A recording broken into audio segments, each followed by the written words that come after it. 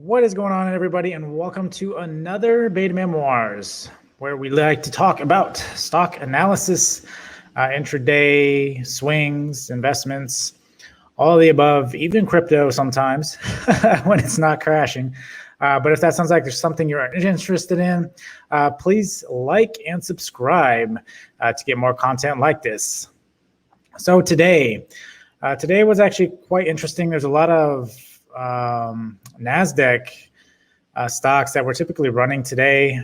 Even there was some big tech that went running today. Apple has definitely had its own day and took off today. There was a couple others that had some big plays. I know Square was something that I swung overnight and it pushed hard this morning. Everything looked really bullish this morning. Then everything just kind of died out to the point where everything looked like it was going to sell off pretty bad. It held, came back. I know some other data came out. Yeah, some other data came out around 10:30. And that kind of dropped the market a little bit, only to hold. So that's essentially what we got this, where are we on the SPY? So essentially around that 10 o'clock, I think it was, maybe it was 11 o'clock, and we had this drop down, but it held very well. It came right back and is holding, again, this pattern. We are so close to all-time highs. Even today, I had to double check to see if we hit all-time highs overnight in pre-market. I think we were off by like 20 cents, to say the least. So we're getting so close to all-time highs, but every time we get close to it, we drop. So going into tomorrow, I don't believe there's actually anything specifically tomorrow that will tank the markets. Tomorrow we got wholesale inventories at 10 a.m. So that could come out. I don't think it's going to make that big of a difference. I think it'd be much like today, where we might get a quick drop, then wick back whichever direction it goes, even if it's up or down, I think. But I think ultimately Thursday, the core CPI data really judges the inflation.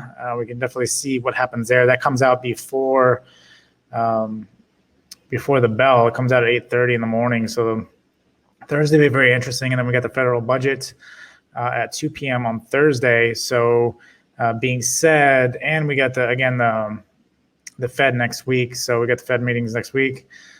So I think ultimately the core CPI data will really kind of let us know early in the morning on Thursday. If numbers do come out well, I think we could definitely start running from that point. I think it would be short-lived, though, because we have the Fed are coming in next week. So I think we can at least hit an all-time high. I think that's why it's been holding well. I think we can at least hit that all-time high before any kind of pullback. I think whatever really comes out, unless it's something dramatically different, I think we're just going to get these quick wicks down, quick scares will come right back. I think the market's been exposed enough to this inflation stuff, so it's not a surprise anymore. That's why we're getting these wicks and stuff like that. But again, I think we're going to continue to push and chop our way up throughout the year. I think towards, again, maybe August time period, I think we're going to start actually like making a steady push. There's a lot of policy and stuff approved right now too, so that really doesn't help. So that's why we're getting a lot of chop and stuff like that. It's these wicks from news and being so sensitive to everything. So SPY, I think, again, overnight session, we might trade sideways again tomorrow. We might actually open back up here. We might push up. Maybe we actually push up and actually make all-time highs. I think once we actually make all-time highs, we'll start actually pushing. But again, as soon as we come close to it, again, 20 cents, we get knocked right back down. So interesting to watch. QQQ had a strong start and then kind of came back, retested the support. And so it held. As long as this holds overnight, I think tech will do well. Again, Apple did really good today. I missed it. As far as the watch list tomorrow, very short. I have Tesla, Airbnb, and Penn. Would add Apple here, although Apple's not at it kind of already bounced from this point, so you can still play a continuation. The ones I pick are typically ones that are, I think, set up very well and leading up to everything for the next day or next coming days, hopefully. So I try to look at the daily for those particular ones. But Tesla, what I did like about Tesla today, I did pop up and then came right back down. I was actually, because I had those calls yesterday, I sold here at the peak. Would have been nice to actually swing those, but it's okay. It came right back down into the zone and held. So I did take some shares in this. And the reason for that is because this wedge, we're getting a retest of the wedge on the daily. So I do actually expect this to possibly gap up or start moving back up tomorrow. Again, a lot of headroom to 640, I think, is a possibility. If we get more news on inflation data and all that stuff, I can see us start pushing up pretty well. But again, there's a lot of overhead resistance on a lot of these, so that's something to keep in mind. But I did like, again, the setup on Tesla on the daily with the retest. And so that's what sold me the position to get back in shares here because of that specific fact. Airbnb is the other one I got. And I'm upset I didn't take this earlier today. It came back down to my entry point and I didn't grab it. But if it is holding this 146 again tomorrow, I definitely want to jump back into Airbnb. I did come back down close, almost tag it.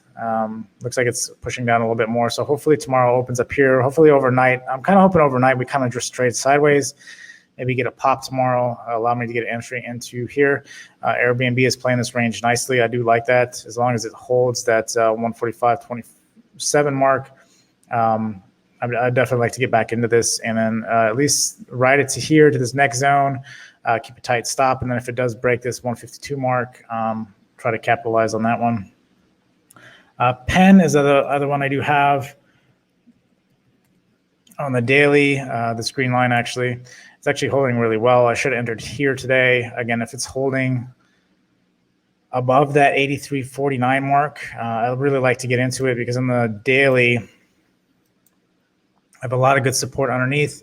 We did break and retest the 20 and the 200, which is good to see. We got about headroom till about that 88.67 mark, which we'll see quite a bit of resistance at that point, but should be a good intraday, possibly even overnight, depending on how much we run during the day. I don't typically trade Penn that often, so it'd be interesting to see here. But as a bonus ticker, we'll look at Apple here. I did want to get an Apple. I missed it a couple different times. The setup on here looks really good. This could have been the developer conference that caused this, but I think it's back out underneath support. So I think it's actually very bullish still from this point. Now we still need to break that 127 mark, which has been kind of a rough spot. It was a strong support. Now it's a strong resistance. So ultimately, if we can break and hold above that, ultimately I would like the 128 mark. If we could break that and hold it, I think that would be even better. But we'll have to see. It has been trading sideways, but I do like Apple as well. And if you haven't done so already, to make sure to hit that like button if you made it this far. This video is kind of short. Again, more of a state of the market, kind of watching to see what data comes out. I wouldn't be surprised. Again, more chop. It is very much common with everything that's been going on. So just be mindful of that. Although I do think we're going to start moving on the overnight session, possibly back up at least into that zone. If not, again, all-time highs is so close. Keep getting rejected. Keep playing these tight ranges. Again, if it's not your cup of tea, you can always sit out. That's always a position as well until this passes over. Again, I think in February timeframe, we'll start going to more, I think, more of a steady upside as opposed to push and chop and drop every other day off of news. So I think we'll get more to a steadier incline at that point. So, but nonetheless, you never know. So, I mean, the market is always throwing wrenches in there. Nothing is clear cut. You'll find out soon enough if you are new to the market. So again, take care, manage risk, and I'll talk to you guys later.